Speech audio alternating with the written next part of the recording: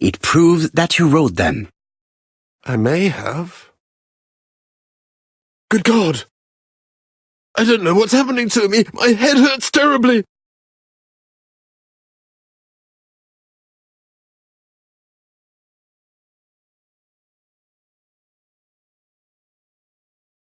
He is prey to a terrible anxiety. Is it remorse? Or simply the pressure of the questioning and the train journey? He is in no state to reply.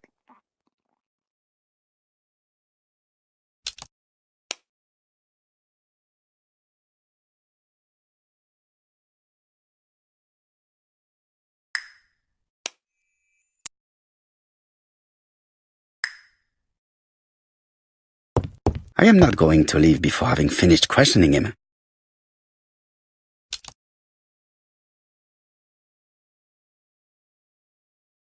Laudanum.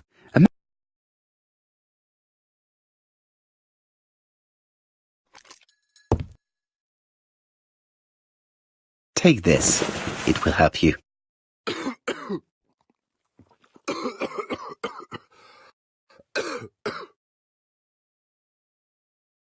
Oh, I think I'll be fine. Let us see, Cust. Look at me. You know very well that you committed these murders? Yes, I know. But I'm not wrong in saying that you do not know why you committed them. No, I don't.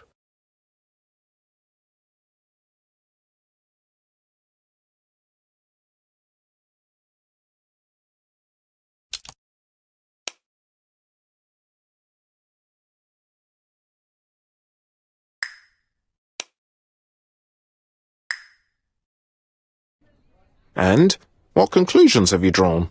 Plenty. It might help us to understand him a little better.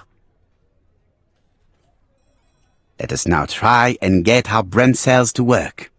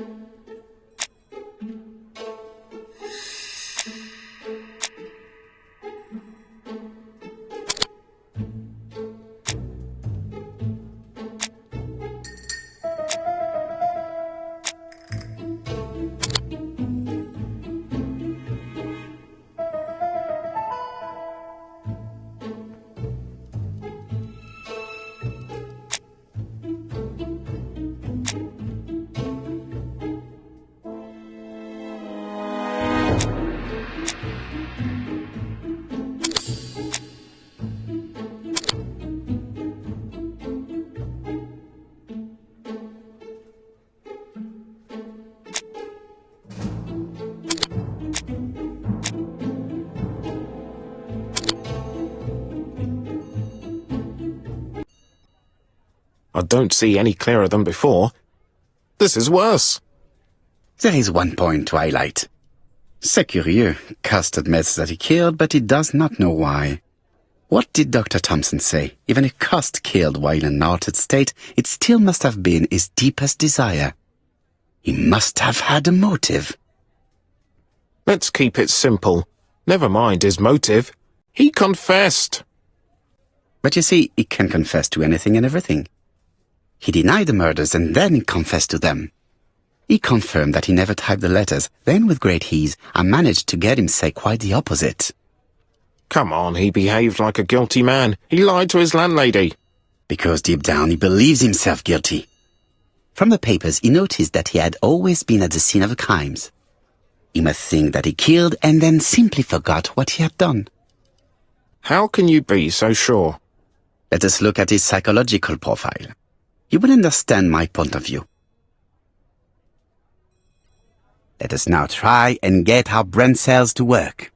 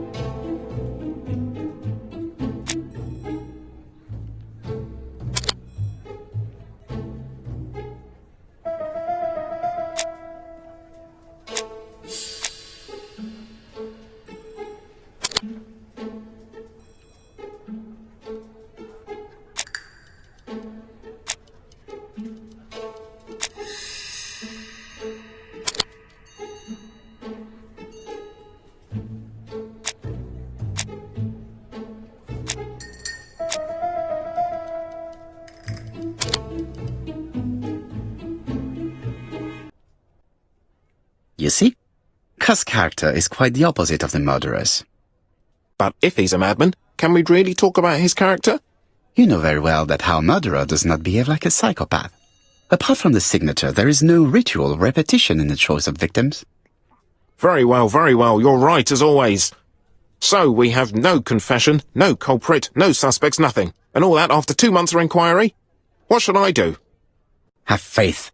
Just give me 24 hours.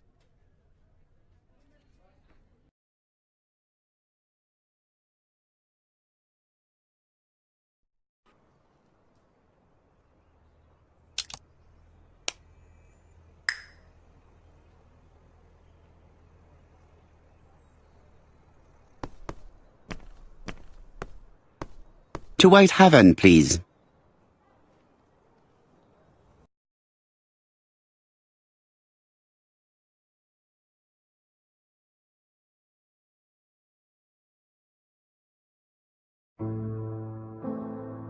Cust's arrest is a great success for you, Poirot. It's all clear now, except maybe 1 or 2 details. Details. Ah, mon ami. The devil is in the detail, as we say. Excuse me? Patience, Hastings. Everything will be clear once our guests arrive. Best be prepared. Slip a revolver into your pocket before they do. A revolver? But Poirot, what are you afraid of? Trust me. It is important you carry a weapon for this meeting. I will lend you mine. What about telling me what you have in mind? Surtout pas. You wouldn't be able to play your role. Wait 1 moment, I will bring you my weapon.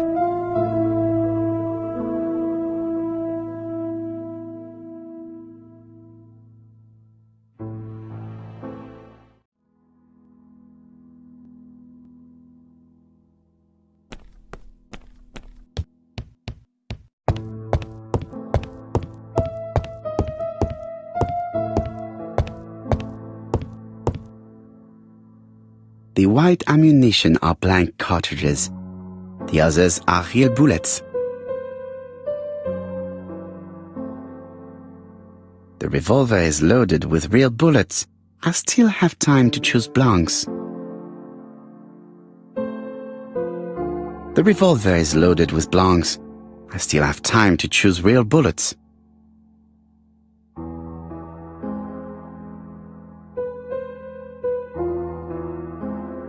The white ammunition are blank cartridges. The others are real bullets. The revolver is loaded with real bullets. I still have time to choose blanks.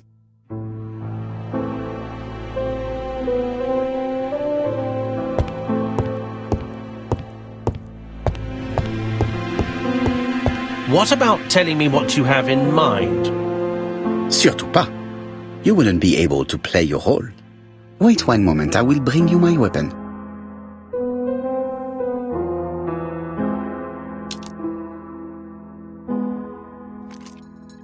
Voila, I entrust you with my weapon. It has hardly been used, it is almost new.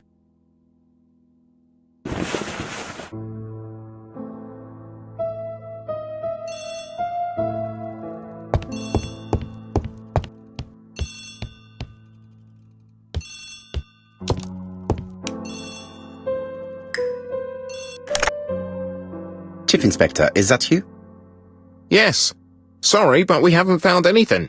Have you checked the typewriter? And the packaging, the letter, and the ribbon reel. We've only found prints left by Cust and his landlady. Well, never mind, I shall make do. So, are you still going to hold your meeting? Of course, Chief Inspector. I can hear my guest coming up the stairs.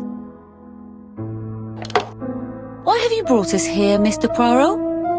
Since Cust's arrest, I thought it was all done and dusted. Miss Gray formally identified him, as well as Miss Barnard. Yes, and the stockings he saw drove the same brand as the ones found at my aunt's. This is all true. However, a case is not closed if some questions remain open. And one question is, why did the murderer send me his letters? Why did he challenge me, Hercule Poirot?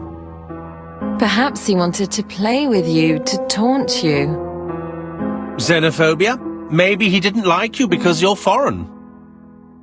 I may be wrong, but maybe by provoking you he was looking for glory? All these theories should be studied.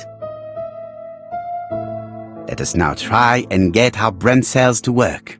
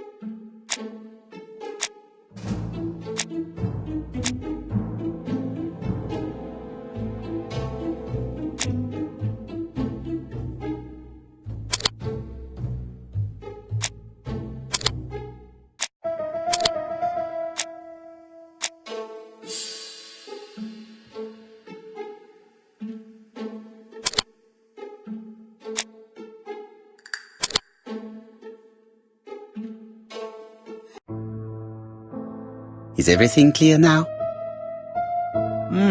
You might like to explain your reasoning again. Of course. First of all, remember that the murderer made it a rule to always post his letter before the murder. He never digressed from that rule. However, in Churston, he encountered a problem. The village has only 500 inhabitants. With advance warning, it would be easy to arrest him. Therefore, the murderer delayed his letters deliberately with the wrong address. The plan wouldn't have worked if he'd sent it to Scotland Yard or the papers because everybody knows their addresses. The mistake would have been corrected and the letter would have been on time.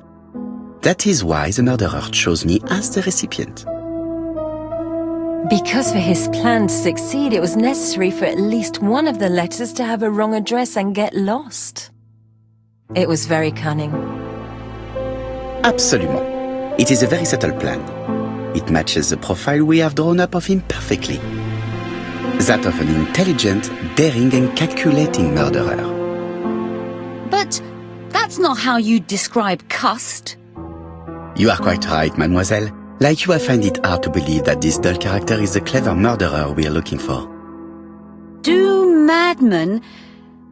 I mean, if he's mad, he might have two very different sides. No doubt. But the murderer is not mad. All the specialists agree that he does not have the profile of the psychopath. But if Cust is not guilty, how do you explain his presence at the scene of the crimes? Mr. Clark, the answer to your question is in the medical records of your brother's patients. Documents which Cust most certainly did not have access to. Let us now try and get our brain cells to work.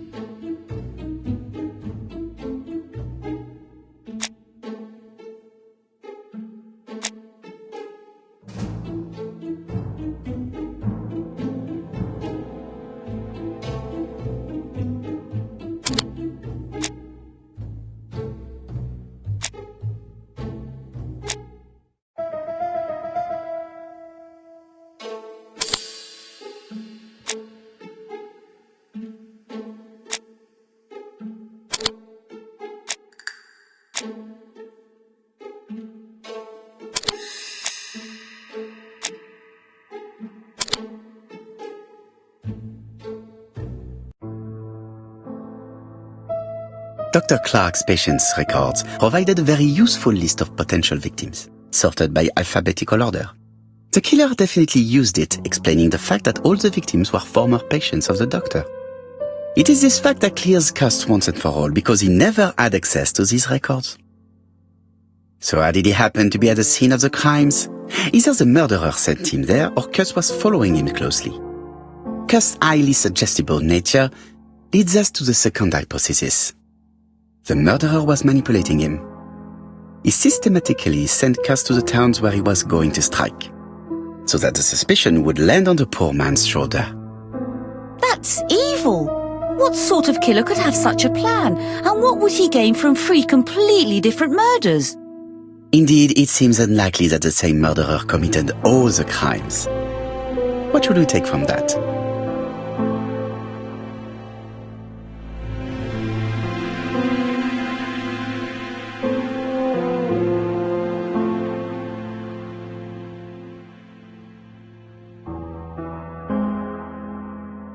Just one murder was of benefit to the murderer, the others were just diversions. On reflection, there is only one conclusion. The murderer killed once out of interest, and twice to divert our attention.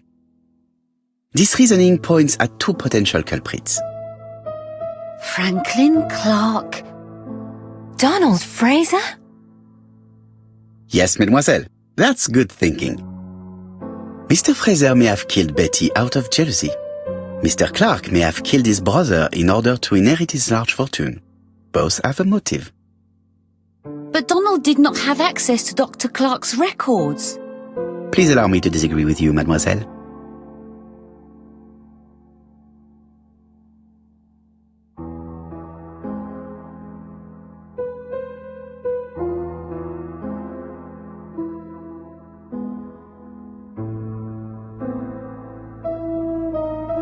Donald, too, has been treated by the doctor. You're quite wrong, Mr. Poirot, and it shouldn't be difficult to prove. Oui, please excuse me. It was a slip of the tongue. This is what I wanted to say. Donald, Sir Carmichael was one of your firm's customers. We found a surveyor's report among his papers that proves it. It doesn't prove that I went to Comeside. You could have done it. And you may have used the opportunity to take a look at Sir Carmichael's records. You think I'm guilty? You or Mr. Franklin Clark? That's ridiculous! Both of you have a motive. The question is, which of you has the profile that most resembles the murderer? Let us now try and get our brain cells to work.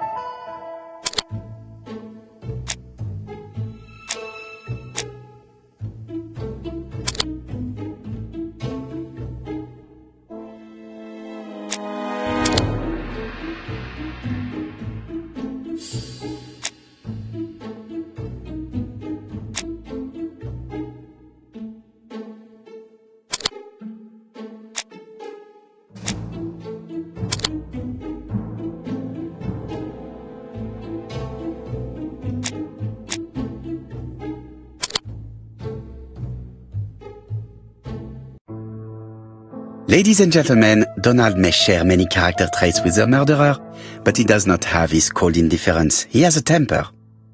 It is hard to imagine him planning anything. Also, jealousy is his motive, and crimes of passion are rarely planned. Right, I suppose it's my turn to be subjected to the same scrutiny. Absolument, Mr. Clark. Let us now try and get our brain cells to work.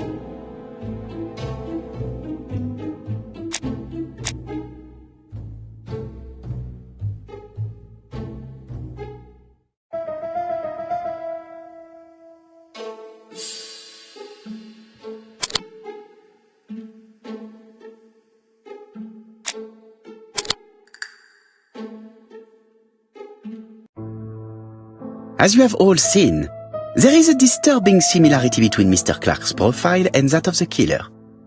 In actual fact, it is exactly the same. Mr. Poirot, your psychological studies are interesting, but your conclusions do not add up. Why would I have wished my brother's death? The inheritance is lawfully mine. I just have to wait. No, you had to act quickly.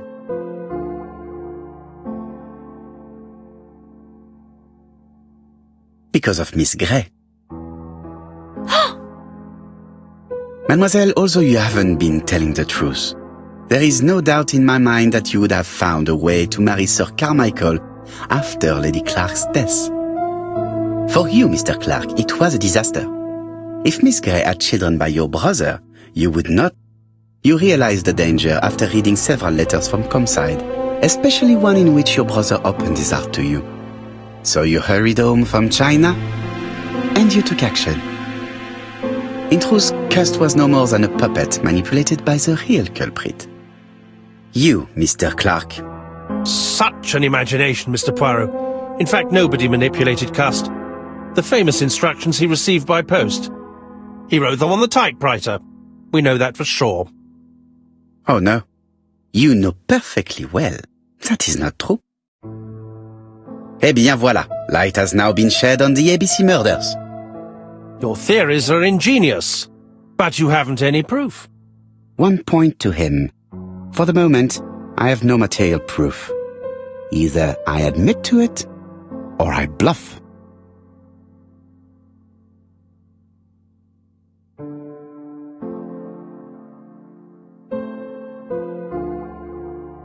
Proof is easy to find now that we know where to look. You have nothing on me. You're bluffing, Mr. Poirot. Come on, Thora, there's nothing for us to do here. Don't touch me! Thora! I understand why you never wanted to lend me your new typewriter, and why you were searching through your brother's things. And the hole you dug on the moors. What did you hide there? The knife you used to kill your brother? All right. Well played. I lose. The game's up.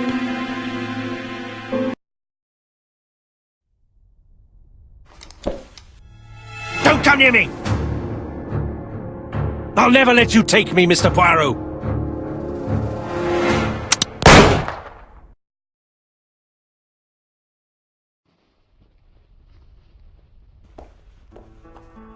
Took the law into his own hands. He had no right. He should have paid for his crimes. I should have expected what he did. Come on, Poirot. Everybody makes mistakes. Exactly. Hastings, if one day I sound pretentious, please whisper these 3 letters in my ear.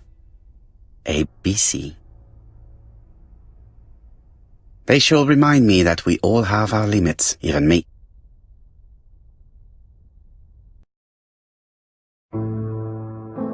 Disappointed at having missed the chance to become Lady Clark, Thora Grey left England.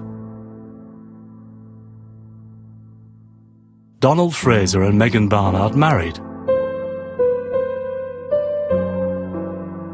On Poirot's recommendation, Mary Drower started to work for Lady Clark. The elderly lady's condition suddenly took a turn for the better. And a few months later, to Dr. Logan's great surprise, she was back on her feet again. According to this eminent physician, it appears to be an extremely rare case of spontaneous remission. Lady Clark has enjoyed very good health ever since.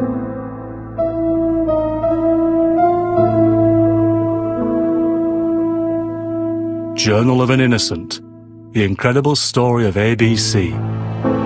As for A.B. Cust, after being advised by Poirot, he made a great deal of money by selling his story to the press. And as for me, and with business booming, the Black Swan has become the #1 tourist attraction in the whole of Yorkshire, even more popular than York Minster.